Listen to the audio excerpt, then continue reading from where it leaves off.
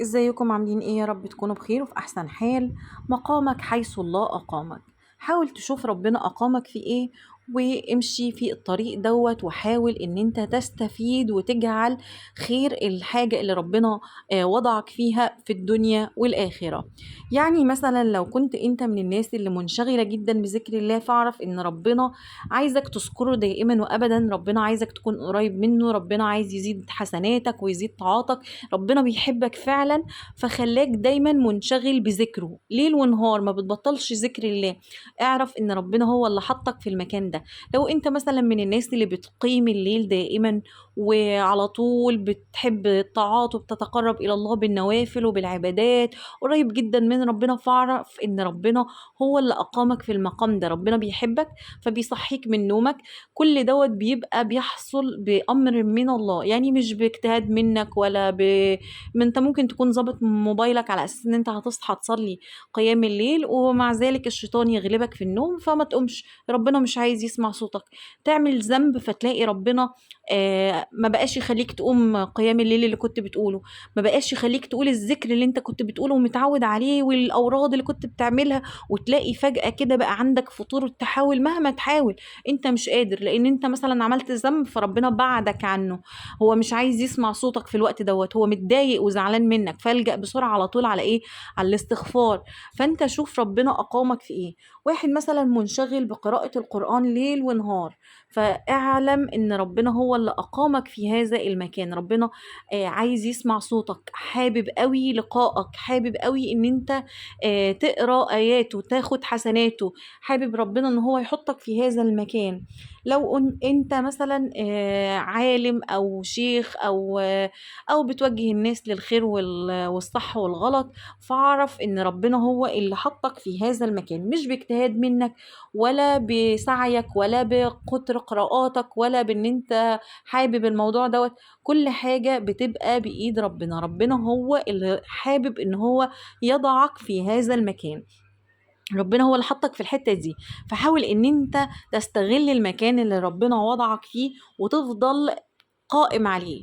وكان في حاجة مهمة جدا كنت أحب دايما إن أنا أقولها، أو كنت قرياها في كتب الصالحين والصحابة والناس بتوع زمان. كانوا بيقولوا دايما إن شوف مقامك حيث الله أقامك، وحاول إن أنت مثلا ربنا جعلك طالب علم، فأنت في الوقت دوت أنت قاعد بتاخد الدروس من شيخك، بتاخد الدروس من معلمك، بتاخد ما تحاولش إن أنت تقوم تعمل أي حاجة تانية غير هو طلب العلم في الوقت دوت.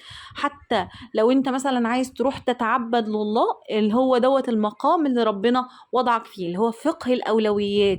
وخلوا بالكم من فقه الأولويات، وحاولوا تقروا كتير جدا عنه.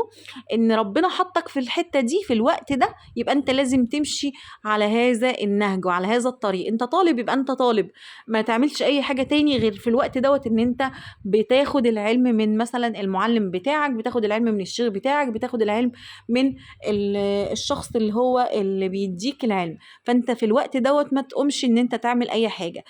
كست بيت مثلا، هي ست بيت ربنا مقامها، هي ست بيت بتطبخ لاولادها وزوجها وبتراعي بيتها وبتعمل اللي وراها. فما تسيبش كل الحاجات دي وتقول لا انا هقعد بقى مثلا جلسة تهجد مع الله وتعبد. انا هسيب البيت، انا مش هعمل اكل النهارده، انا مش هذاكر لعيالي، انا مش هعمل، انا مش هقوم بالواجبات اللي عليا، وهروح بقى اتعبد كده محدش يدخل عليا 12 ساعة انا بتعبد لله. هو ربنا ما قالش كده. ربنا وضعك مثلا ربة منزل، ست بيت، تقومي بواجباتك اللي عليكي الاول، يعني اللي هو فقه الاولويات. بتعملي الحاجه اللي عليكي الاول، وبعد كده بتسيب، بعد ما بتخلصي كل اللي وراكي بتروحي بقى تتعبدي لله، بتروحي تعملي اللي انت عايزاه، بتروحي بقى تشوفي الحاجات الايه اللي بعد كده. يبقى اللي هو دوت فقه الاولويات مهم برضو، لازم ان احنا نقراه. ومقامك حيث الله اقامك. ربنا شغلك بالدنيا، فاعلم ان ربنا مش عايزك، بعدك عنه، عمال يشغلك ان انت عمال عايز يعني تحوش فلوس كتير، عايز يبقى عندي قصر، عايز يبقى عندي، ولما تجيب القصر عايز قصر تاني، ولما تجيب العربية عايز العربية الأحسن منها. منشغل جدا بالدنيا، الدنيا شغلتك خالص عن ربنا، بعدتك عنه. ما بقتش تفكر مثلا أنا المفروض أعمل طاعات، المفروض أعمل عبادات، أنا مثلا المفروض قيام الليل، النوافل، الطاعات، الصلاة، الصوم، ذكر الله، كل الحاجات حتى الأساسيات اللي أنت المفروض تعملها ما بقتش تعملها، لأن أنت بتلهو ورا الدنيا. هو دوت اللي شاغل بالك، ازاي اجيب فلوس، ازاي احوش، ازاي اوصل، ازاي اوصل للمركز ده، ازاي اعمل اللي مش عارفه ايه، ازاي احقق نجاحي. انت بعدت عن ربنا، فاعرف ان ربنا هو اللي بعدك. فحاول ان انت تقف وتشوف ربنا بعدك ليه، ليه ربنا مش حابب يسمع صوتك، ليه ربنا مش عايز يشوفك ومش عايز يقابلك. وإذا كنت منشغل بالدعاء دايما على طول بتدعي، دايما لسانك بيدعي، بتدعي على طول، فاعرف إن ربنا أقامك في المكان ده عشان يستجيب لك. فهتلاقي دايما حتى اللي حواليك يطلبوا منك إن أنت تدعي لهم، النبي ادعي لي إن يحصل لي كذا، بالله عليك ادعي لي إن يحصل كذا.